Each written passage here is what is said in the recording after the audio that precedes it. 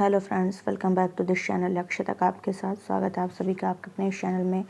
आज है गाइस 10 नवंबर 2022। कल का लेक्चर अपलोड नहीं कर पाए थे तो आज ही हम 2 दिन का लेक्चर प्रोवाइड करने वाले हैं। 9th और 10th दोनों डिस्कस करने वाले हैं। तो टोटल 20 क्वेश्चंस होंगे, तो थोड़ा लेट हो जाएगा, लेक्चर लंबा हो सकता है, तो कोई नहीं, बट हमको दोनों दिन का लेक्चर देख लेना है। तो चलिए सेशन को स्टार्ट करते हैं बिना लेट के हुए और देख लेते हैं आज के इंपॉर्टेंट क्वेश्चंस क्या हैं। आगे बढ़ने से पहले जिसने भी हमारा टेलीग्राम चैनल ज्वाइन नहीं किया जाकर के फटाफट ज्वाइन कर सकते हैं, और जिसे हमारे इंस्टाग्राम से जुड़ना वो भी जुड़ सकते हैं। इन सभी की लिंक आपको इस चैनल के डिस्क्रिप्शन बॉक्स में मिल जाएगी। तो चलिए सेशन को स्टार्ट करते हैं बिना देर किए हुए। फटाफट चैनल को लाइक कर दीजिए। 9th एंड 10th का हम लोग डिस्कस करने वाले। फर्स्ट क्वेश्चन है कि कहाँ वर्ल्ड ट्रैवल मार्केट 2022 का आयोजन किया जा रहा है। फिर से क्वेश्चन को पढ़ रही हूँ। कह रहा है कि कहाँ वर्ल्ड ट्रैवल मार्केट 2022 का आयोजन किया जा रहा है। तो कहाँ किया जा रहा है? लंदन में किया जा रहा है। कब से कब तक? 7 से 9 नवंबर तक इसका आयोजन किया जा रहा है। 7 से 9 नवंबर तक इसका आयोजन किया जा रहा है। और भारत की तरफ से कौन शामिल है? भारत की तरफ से जो पर्यटन मंत्रालय है वो शामिल है। इसकी थीम क्या रखी गई है? Theme is not very important, लेकिन एक बार हम लोग देख लेते हैं कि क्या है। The future of travel starts now. क्या है theme? The future of travel starts now. ये आपको क्लियर हो गया होगा। और अगर बात करें लंदन की, लंदन किस नदी के किनारे स्थित है? टेम्स नदी के किनारे, टेम्स नदी। तो ये भी आपको ध्यान रखना है। नेक्स्ट क्वेश्चन की तरफ चलते हैं। देश का पहला डबल डेकर एक्सप्रेसवे, देश का पहला डबल डेकर एक्सप्रेसवे कहाँ होगा? तो कहाँ होगा? नोएडा में होगा। कहाँ होगा? नोएडा में। तो ये आपको ध्यान रखना, मोस्ट इम्पॉर्टेंट क्वेश्चन है, क्योंकि ये देश का पहला डबल डेकर की बात यहाँ पर की जा रही है। अगर बात करें कि इसकी स्थापना हुई कब थी, तो 2002 में हुई थी। और कितने किलोमीटर लंबी? 24.5 किलोमीटर इसकी क्या है? लंबाई है। क्या है इसकी? लंबाई है। और 6 लेन में बना हुआ है। कितने? 6 लेन में बना हुआ है। और इसी में देश का पहला डबल डेकर एक्सप्रेसवे तैयार हो रहा है। इसी में देश का पहला डबल डेकर तैयार हो रहा है। कहाँ पर? नोएडा। और Noida is a right answer. Next question की तरफ चल रहे हैं। हाल ही में एक वर्ष में 1000 T20 अंतर्राष्ट्रीय रन बनाने वाले पहले भारतीय खिलाड़ी कौन बने हैं? क्वेश्चन को फिर से पढ़ रही हूँ कि एक साल में 1000 T20 अंतर्राष्ट्रीय रन बनाने वाले पहले भारतीय खिलाड़ी कौन बने हैं? तो उनका नाम है सूर्य कुमार यादव। क्या नाम है उनका? सूर्य कुमार यादव। अगर बात करें कि एक साल में 1000 रन बनाने वाले पूरे विश्व में, कहाँ पर? पूरे विश्व में मात्र 2 खिलाड़ी हैं। मात्र 2 खिलाड़ी। एक का नाम तो ऑलरेडी मैंने डिस्कस कर लिया, सूर्य कुमार यादव, और दूसरा है मोहम्मद रिजवान। क्या है? एक का नाम मोहम्मद रिजवान, एक यहाँ लिख दे रही हूँ मोहम्मद रिजवान। तो एक ये है और दूसरा सूर्य कुमार यादव है। तो ये दोनों का नाम आपको माइंड में रखना है। चलते हैं नेक्स्ट क्वेश्चन की तरफ। प्रतिवर्ष विश्व रेडियोग्राफी दिवस कब मनाया जाता है? तो कब मनाया जाता है? हर साल इसको 8 नवंबर को मनाते हैं। हर साल इसको 8 नवंबर को मनाया जाता है। क्यों 8 नवंबर को ही मनाते हैं? क्या हुआ था कि 8 नवंबर 1895 में एक्सरे की खोज हुई थी। किसकी खोज हुई थी? एक्सरे की खोज हुई थी। और खोज की किसने थी? तो विलियम रॉन्टगन ने की थी। किसने की थी? विलियम रॉन्टगन ने। यहाँ मैं लिख दे रही हूँ, विलियम रॉन्टगन के द्वारा इसकी खोज की गई थी। और विलियम रॉन्टगन थे कहाँ के रहने वाले? जर्मनी के रहने वाले। तो इतना आपको क्लियर हो गया होगा। और इसी के कारण विलियम रॉन्टगन को भौतिकी का नोबेल पुरस्कार भी मिला था। विलियम रॉन्टगन को भौतिकी का पहला नोबेल पुरस्कार जो है 1901 में इन्हीं को मिला था। तो ये आपको इतना क्लियर हो गया होगा। पहली बार ये मनाया कब गया था? कब इसकी शुरुआत हुई थी मनाए जाने की? तो 2012 में हुई थी। और इसका उद्देश्य क्या? मरीजों की सुरक्षा करना। तो इस तरीके से ये क्वेश्चन भी आपको क्लियर हो गया होगा। Next question is very important, the Hindu newspaper से लिया गया है। कौन सा संवैधानिक प्रावधान यह सुनिश्चित करता है कि संघ का कर्तव्य, मतलब कौन सा यह संवैधानिक प्रावधान यह सुनिश्चित करना संघ का कर्तव्य निर्धारित करता है कि प्रत्येक राज्य की सरकार संविधान के प्रावधानों के अनुसार कार्य करे? तो ये आर्टिकल है 355। आर्टिकल 355 जो है संविधान में उस प्रावधान को बताता है जिसमें ये बताया गया है, जिसमें ये कहा गया है कि संघ का यह कर्तव्य होगा। क्या कर्तव्य होगा? कि वह बाहरी आक्रमण, कि वह जो बाह्य आक्रमण है और आंतरिक अशांति है, बाह्य आक्रमण और आंतरिक अशांति से प्रत्येक राज्य की रक्षा करे। साथ ही यह भी सुनिश्चित करे कि जो प्रत्येक राज्य की सरकार है वो संविधान के प्रावधानों के अनुसार क्या कर रही है, कार्य करे। तो ये आपको क्लियर हो गया होगा कि आर्टिकल 355 संविधान में ये प्रावधान करता है कि संविधान के संघ का यह कर्तव्य होगा कि वह बाहरी आक्रमण और आंतरिक अशांति से प्रत्येक राज्य की रक्षा करे और यह भी सुनिश्चित करे कि प्रत्येक राज्य की सरकार संविधान के प्रावधानों के अनुसार कार्य करे। तो इतना आपको क्लियर हो गया होगा।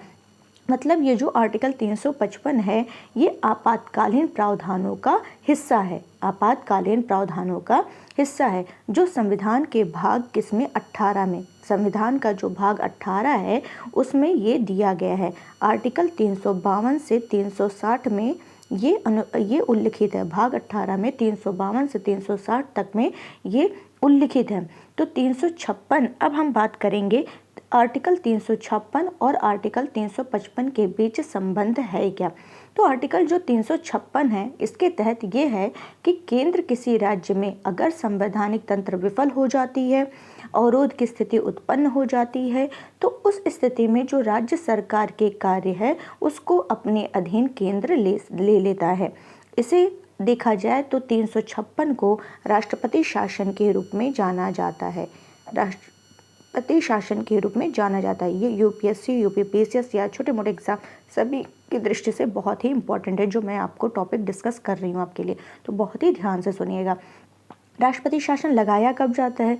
तो राष्ट्रपति शासन को 356 के तहत 2 आधारों पर लगाया जाता है। कौन सा? पहला, 356 राष्ट्रपति को राष्ट्रपति शासन की उद्घोषणा जारी करने का अधिकार देता है यदि राज्य में ऐसी सिचुएशन उत्पन्न हो गई है जिसमें राज्य की सरकार संविधान के प्रावधान के अनुसार कार्य न कर रही हो। ठीक है, तो राष्ट्रपति अनुच्छेद 356 का उपयोग करके राष्ट्रपति शासन लगा देता है। और एक आधार है 365। एक आधार क्या है?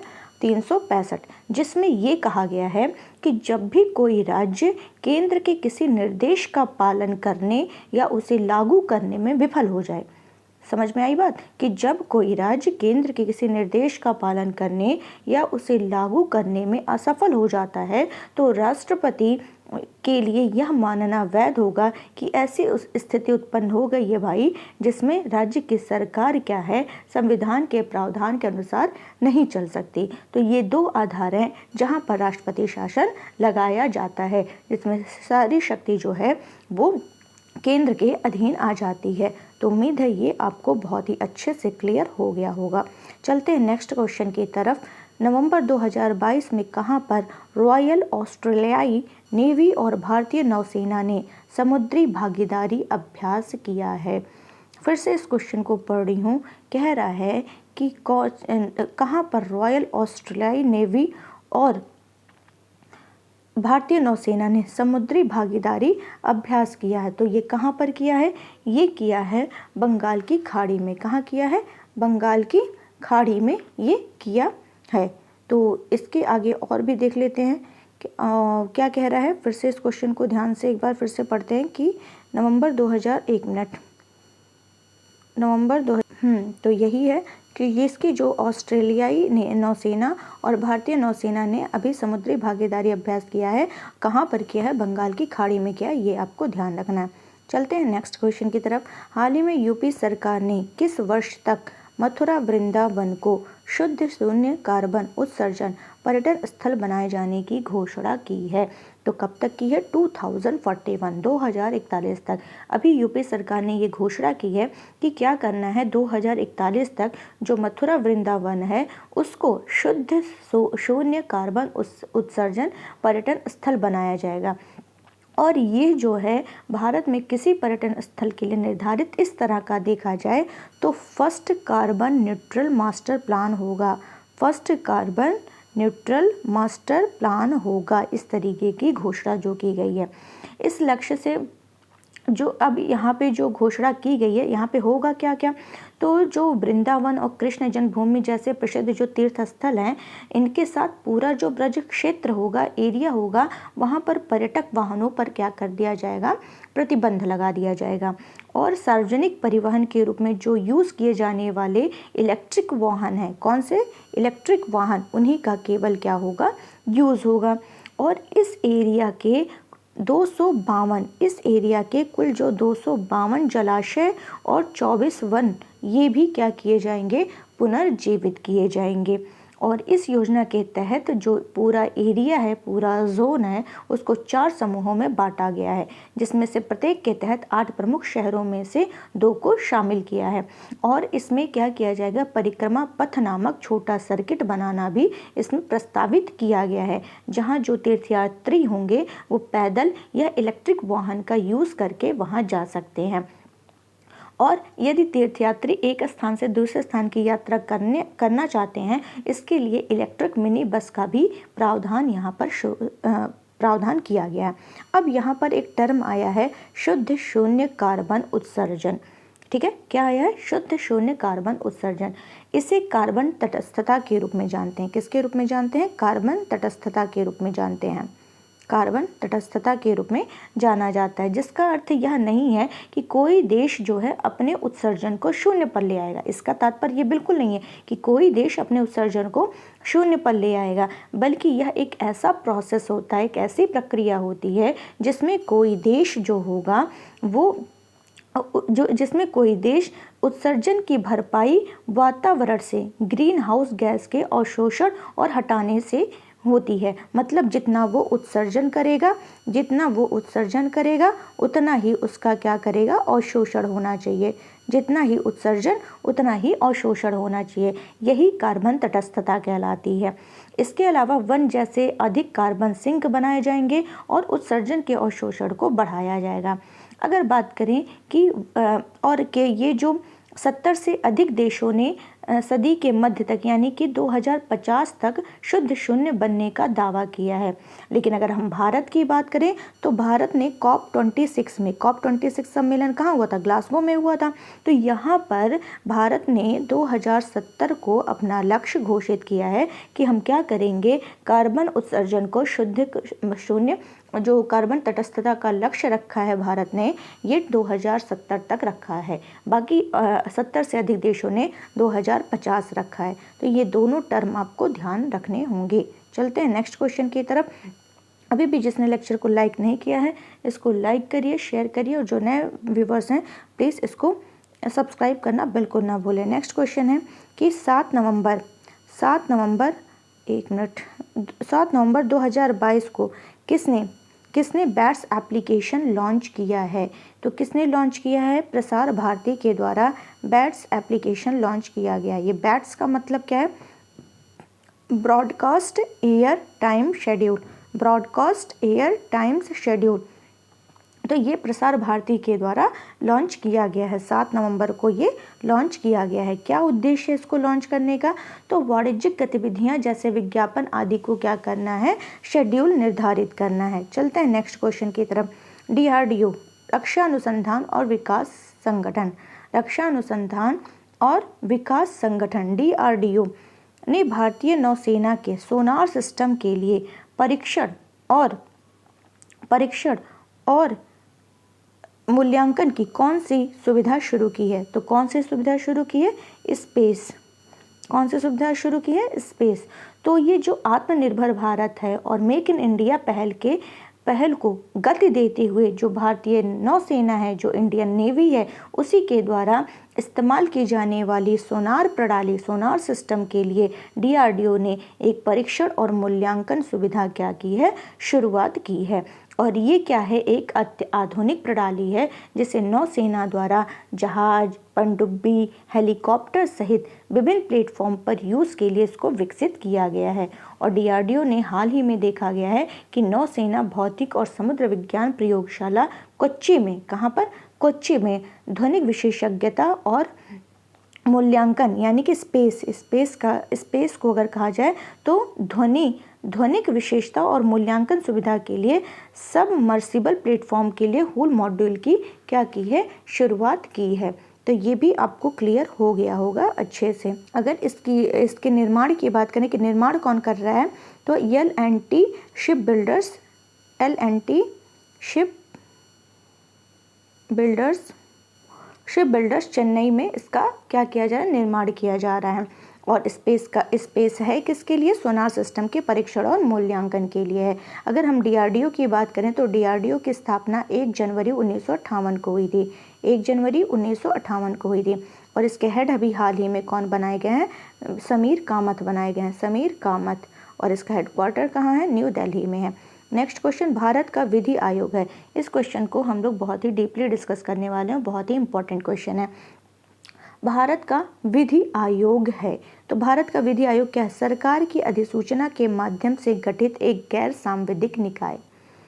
समझ में आ गया कि क्या है ये आपका क्या है कि सरकार की अधिसूचना के माध्यम से गठित एक गैर सांविधिक निकाय है। अब ये विधि आयोग चर्चा में क्यों आया, तो विधि आयोग चर्चा में इसलिए आया कि अभी हाल ही में विधि आयोग के अध्यक्ष नियुक्त किए गए हैं। तो कौन नियुक्त किए गए हैं, तो ये आप लिख लीजिए, नोट कर लीजिए, इंपॉर्टेंट है। ऋतुराज अवस्थी को अभी हाल ही में विधि आयोग के 22वें नंबर के अध्यक्ष नियुक्त किए गए हैं। 22वें नंबर के विधि आयोग के अध्यक्ष ऋतुराज अवस्थी, जो कर्नाटक हाई कोर्ट के चीफ जस्टिस हैं, मुख्य न्यायाधीश हैं, उन्हें ही नियुक्त किया गया है। ये क्यों इतने मतलब ज़्यादा चर्चा में आए थे, हिजाब जो मामला था, कौन सा मामला, हिजाब मामले में इन्होंने ही डिसीजन दिया था, तो इसलिए ये बहुत ही ज़्यादा इम्पॉर्टेंट हो जाता है। तो अगर हम बात करें भारतीय का विधि आयोग के बारे में बात करें, तो यह ना तो संवैधानिक निकाय है और ना ही ये वैधानिक निकाय है।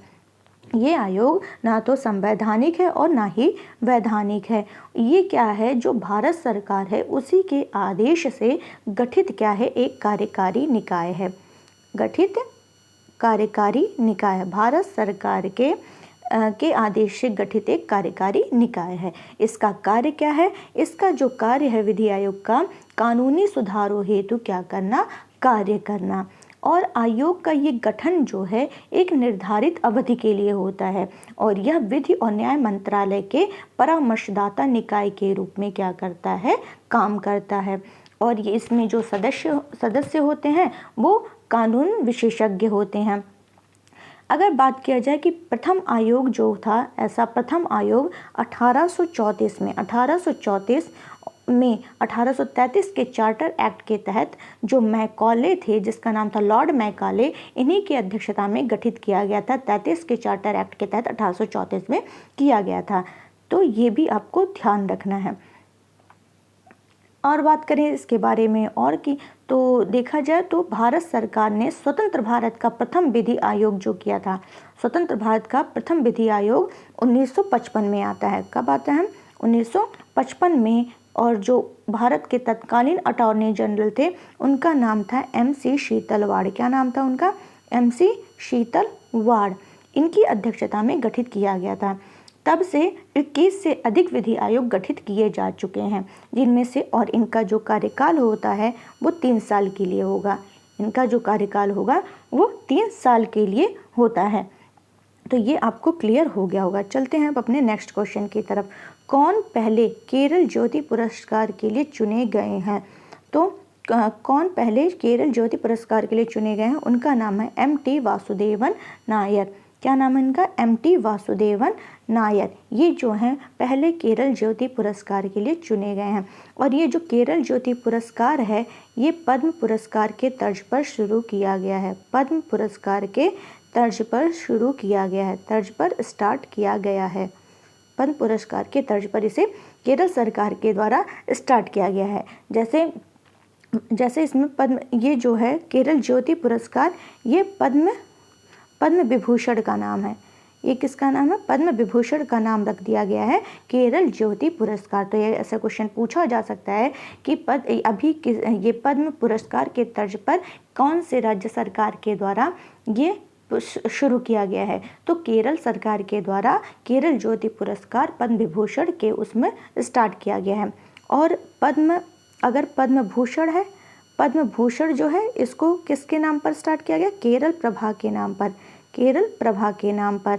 और पद्मश्री अगर पद्मश्री है तो केरल श्री के नाम पर स्टार्ट किया गया है, केरल श्री। तो ये आपको क्लियर हो गया होगा। और ये जो एम.टी. वासुदेवन नायर इन्हें ये कौन है? मलयालम साहित्यकार हैं और इन्हें ज्ञानपीठ पुरस्कार भी प्राप्त हो चुका है। नेक्स्ट क्वेश्चन है 12 नवंबर 2022 को आसियान भारत स्मारक शिखर सम्मेलन में भारत का नेतृत्व कौन करेंगे? तो भारत का नेतृत्व कौन करने वाले हैं? इनका नाम है जगदीप धनखड़। क्या नाम है? जगदीप धनखड़। और जगदीप धनखड़ कौन है? ये उपराष्ट्रपति हैं। ये कौन है? उपराष्ट्रपति हैं। जगदीप धनखड़ 14वें व्यक्तिगत रूप से 14वें नंबर के उपराष्ट्रपति हैं, लेकिन अगर ये क्रमानुसार देखा जाए तो 16वें नंबर के हैं।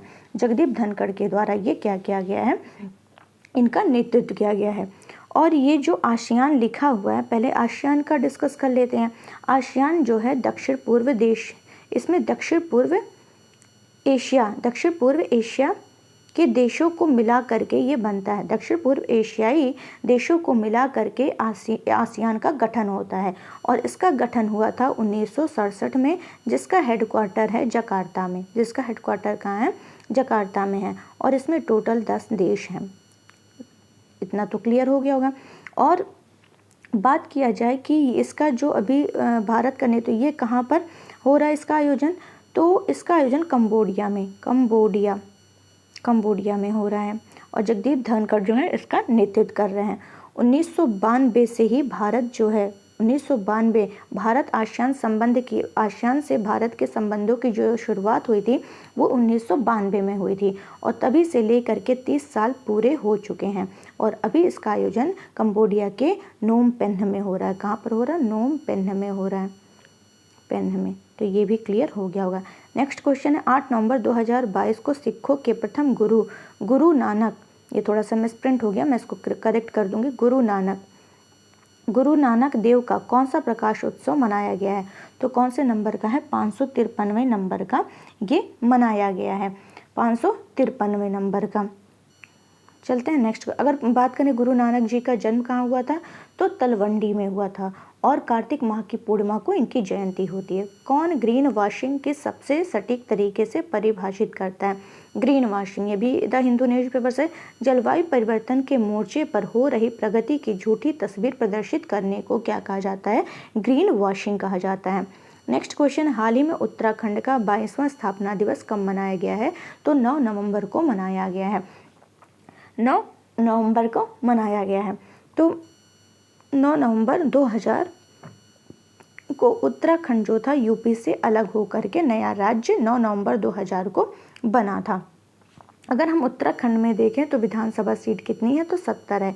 तो ये करंट में है तो इसीलिए पूछा जा सकता है, ध्यान रखना है। यहाँ के जो मुख्यमंत्री हैं पुष्कर धामी हैं। और पहली महिला स्पीकर जो बनी थी रितु खंडेरी बनी थी। इतना आपको क्लियर हो गया होगा। उत्तराखंड की राजधानी देहरादून है। चलते हैं नेक्स्ट क्वेश्चन की तरफ। नेक्स्ट क्वेश्चन हमारा क्या कह रहा है? 2 से 5 फरवरी 2023 तक राष्ट्रीय शीतकालीन खेलों की मेजबानी कौन सा देश करेगा? तो कौन सा देश करेगा? उत्तराखंड करेगा। उत्तराखंड राज्य चमोली जिले के ओली में इसकी मेजबानी होगी। उत्तराखंड राज्य के चमोली जिले के ओली में ये होने वाला है। और आयोजन 2 से 5 फरवरी 2023 में होगा। कब होगा? 2 से 5 फरवरी 2023 में। और इसमें हिमालयन ट्रॉफी का भी आयोजन किया जाएगा, जो कि स्कीइंग को, यहाँ मैं लिख दे रही हूँ, क्लियर नहीं हो रहा होगा वाइस, स्कीइंग से ये क्या है? स्कीइंग गेम से संबंधित है हिमालयन ट्रॉफी। तो ये क्लियर हो गया होगा। नेक्स्ट क्वेश्चन है, किस मंत्रालय द्वारा भारतीय मातृभाषा सर्वेक्षण करवाया गया है?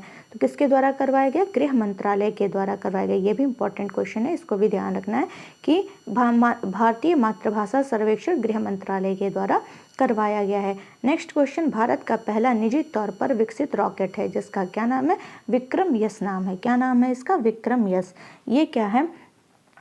विक्रम जो है भारतीय अंतरिक्ष विज्ञान के जो जनक हैं विक्रम साराभाई, तो ये नाम पड़ गया। और यस से जो है स्काई रूट एरोस्पेस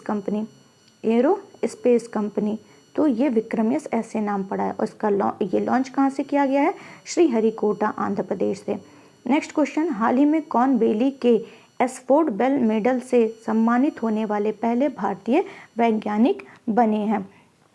कौन बने हैं? इसको फिर से देख लेते हैं क्वेश्चन को कि हाल ही में बेली के एशफोर्ड मेडल से सम्मानित होने वाले पहले भारतीय वैज्ञानिक बने हैं डॉक्टर सुभाष बाबू। ये 82 वर्ष के इतिहास में, 82 वर्ष के हिस्ट्री में, इतिहास में पहली बार ऐसा हुआ है कि किसी भारतीय को ये मेडल से सम्मानित किया गया है। उनका नाम है डॉक्टर सुभाष।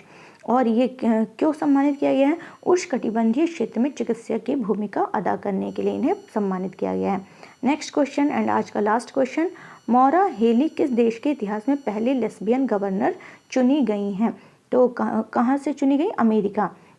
अमेरिका के मैसाचुसेट्स राज्य की, अमेरिका के मैसाचुसेट्स की इन्हें ही पहली इतिहास में मौरा हेली को अमेरिका में लेस्बियन गवर्नर चुनी गई हैं। ये डेमोक्रेटिक पार्टी की हैं। तो इतना आपको क्लियर हो गया होगा। चलते हैं कल का रिवीजन कराते हैं। 8 तारीख का 4 से 6 नवंबर 2022 तक urban mobility India conference and expo का 15वां संस्करण कहाँ आयोजित किया गया? कोच्चि। के देश में दुनिया की सबसे लंबी यात्री ट्रेन का रिकॉर्ड बनाया गया? स्विट्जरलैंड। राष्ट्रीय कैंसर जागरूकता दिवस 7 नवंबर को। फाल्कन हैवी रॉकेट पहली अंतरिक्ष उड़ान में किसे परीक्षण पेलोड के रूप में भेजा गया? एक इलेक्ट्रिक स्पोर्ट्स कार को। किसे राष्ट्रीय स्मारक प्राधिकरण का अध्यक्ष नियुक्त किया गया? किशोर कुमार बासा को। फ्रांसीसी सरकार द्वारा सेवलियर पुरस्कार से सम्मानित अरोड़ा साईराम है। 103वां संविधान संशोधन आर्थिक रूप से कमजोर वर्ग के लोगों से संबंधित है। कहाँ पर दुनिया की पहली वैदिक घड़ी की आधारशिला रखी गई है? उज्जैन। मलेरिया के संबंध में बताना है कि उप सहारा अफ्रीका में मलेरिया से मरने वालों में 5 साल से कम उम्र के बच्चे हैं। WHO ने अक्टूबर 2021 में बच्चों के टीकाकरण के लिए ग्लैक्सोस्मिथक्लाइन द्वारा विकसित RTS-SASOI मॉस्क्वेरिक्स को मंजूरी दी है। 5 साल से कम उम्र के बच्चों को 4 खुराक देने के बाद ये जो गंभीर मलेरिया के मामलों में केवल 30% तक कम करता है। तो सभी कथन सही है। किसने एशियाई महाद्वीपीय शतरंज टूर्नामेंट 2022 में महिला वर्ग का खिताब जीता? तो PV नंदन। तो उम्मीद है आपको ये सेशन अच्छा लगा होगा। तो प्लीज़ इसको ज़्यादा से ज़्यादा लाइक करिए, शेयर करें, सब्सक्राइब करना बिल्कुल मत भूलिए। तो आज के लिए बस इतना ही रखते हैं, कल फिर मिलते हैं। Thank you so much.